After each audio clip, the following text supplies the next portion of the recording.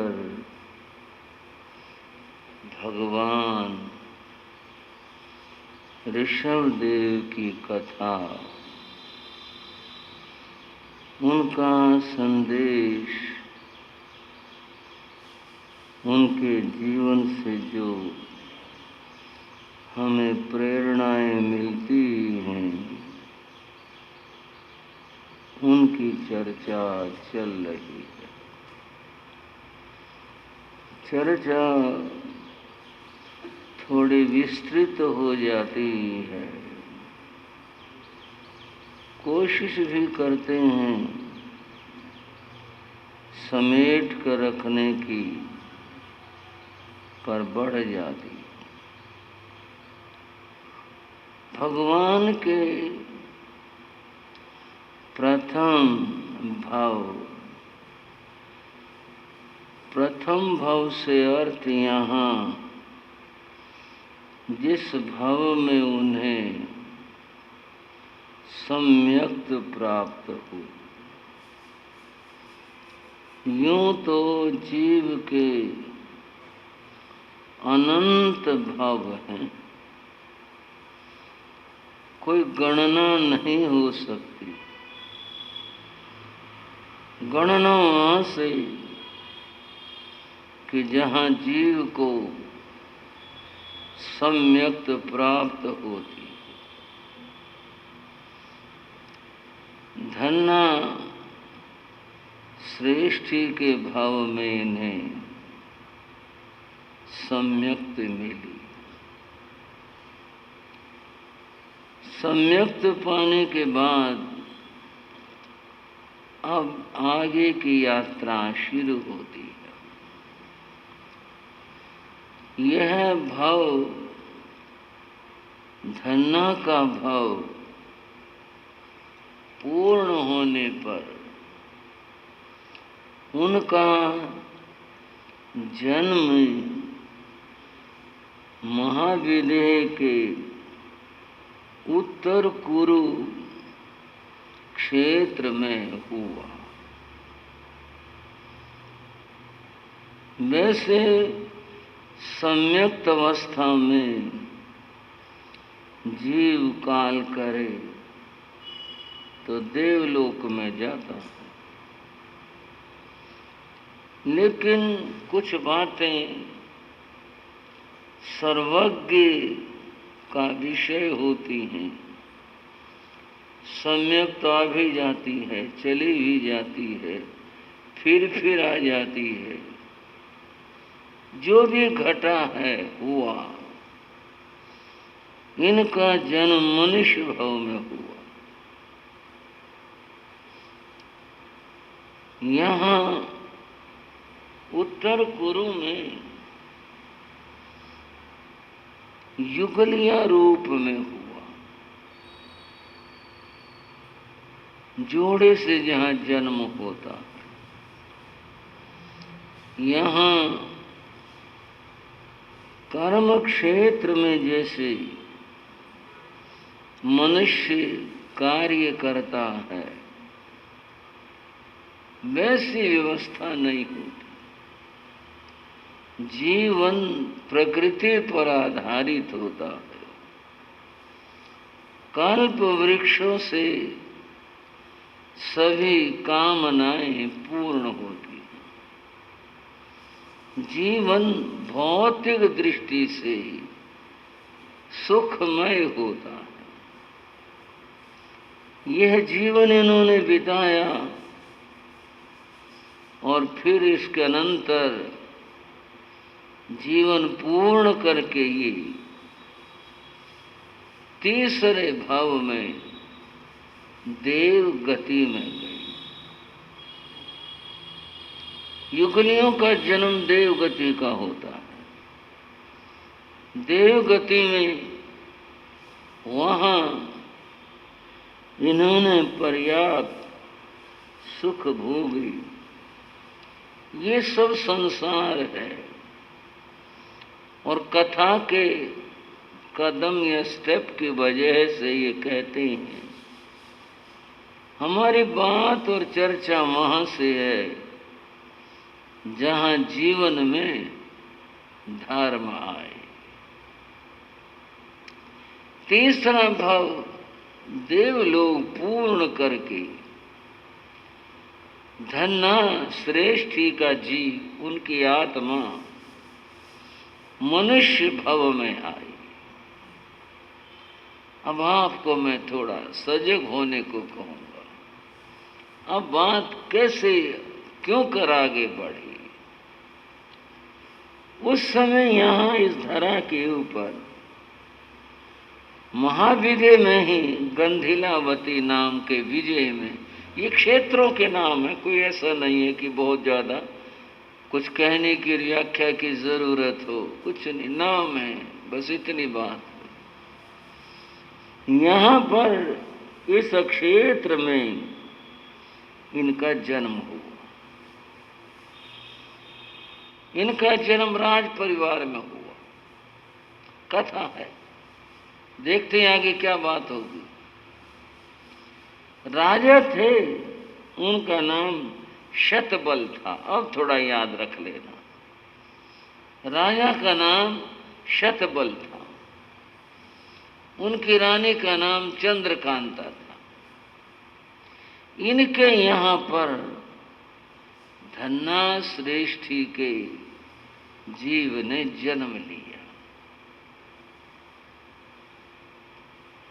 एक बात गीता में आती है, और क्या आती है, वहां यह प्रश्न हुआ, जिन साधकों की, बंधुओं, मैं अपनी ओर से आपको बड़ी गहरी बात बताने का प्रयास करता हूं। जिन साधकों की साधना पूर्ण हो जाती है, वे तो मुक्ति और मोक्ष को पाते, लेकिन जिनकी साधना पूर्ण नहीं होती, वे कहाँ जाते, उनकी क्या गति होती है। तो बताया गया, योगी नाम कुले,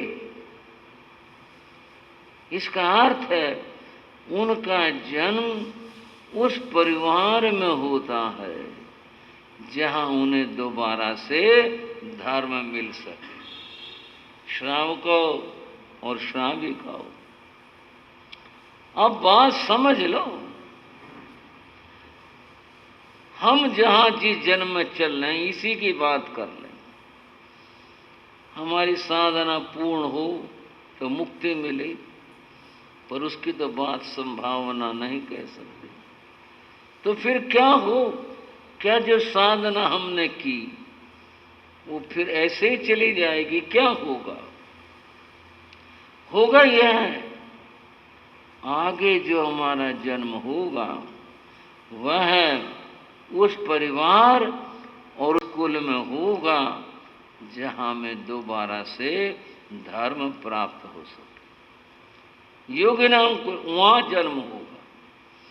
अगर यहां से धर्म करने के बाद साधना पूर्ण नहीं हुई और फिर कई दुर्गतियों में गई तो क्या हुआ? फिर ऐसे कुलों में जन्म होगा, ऐसे स्थान पर जन्म होगा जहां पर दोबारा से धर्म प्राप्त हो सके। यहाँ इस परिवार में, इस कुल में, इस घर में, राज परिवार में, राज एक अवस्था है, असली बात धर्म की है। यहाँ पर धन्ना सृष्टि के जीव का जन्म हुआ। इनका नाम यहाँ पर महाबल रखा गया। लालन पालन बड़े हुए, ये सब सहज है, और बड़े हुए। घटनाएं कैसे घटती हैं, घटनाओं के तार कैसे जुड़ते हैं। राजा शतबल का एक मंत्री था, उनका नाम स्वयं बुद्ध था। स्वयं बुद्ध बड़ा धार्मिक था। स्वयं बुद्ध एक बार बाहर सैर करने के लिए कहीं गया था, वो किसी बागीचे में चला गया। मंत्री की बात है। वहां गया, वहां उसे 2 मुनियों के दर्शन हुए। आए हुए थे, ठहरे हुए थे, उनके दर्शन हुए। उसने दर्शन किए, वो बड़ा धन्य हुआ, आनंद से भर गया। साधु नाम दर्शनम पुण्यम, साधु के तो दर्शन हो जाए ये बड़े सौभाग्य की बात है। तीर्थ भूता ही साधव है, साधु तो साक्षात तीर्थ होते हैं। तीर्थ है फल के काले ने, और जो तीर्थ हैं इनका फल तो समय आने पर होता है। सद्य है साधु समागम है, साधु के दर्शन का फल तत्काल होता है। दर्शन किए, उनकी वाणी सुनी, वो धन्य हुआ। एक बात मनुष्यों में पाई जाती है, और मनुष्यों में क्या पशुओं में भी पाई जाती है, वो यह है कि जो कुछ मिला ना उसे बांट लें। हालांकि ये बात लगेगी विचित्र, परंतु जिसके लिए मैं कह रहा हूं उनमें प्रवृत्ति, भाई जो मिला है उसे बांट लें।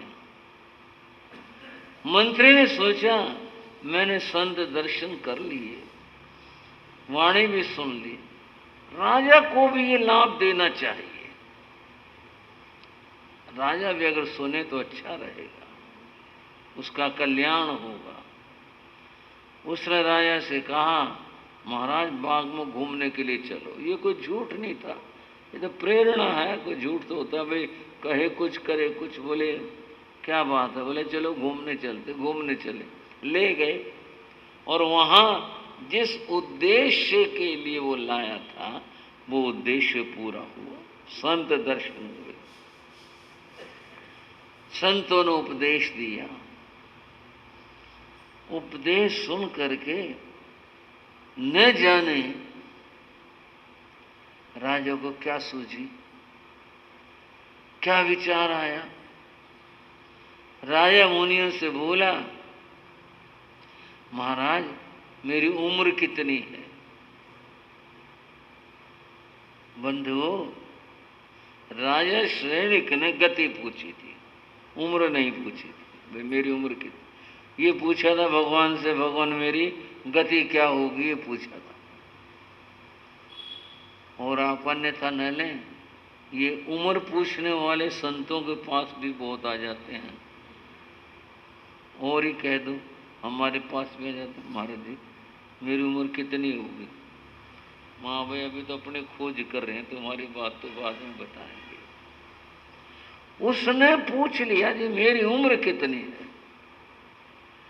ये बात उम्र कितनी है, साधु और डॉक्टर ये दोनों नहीं बताते।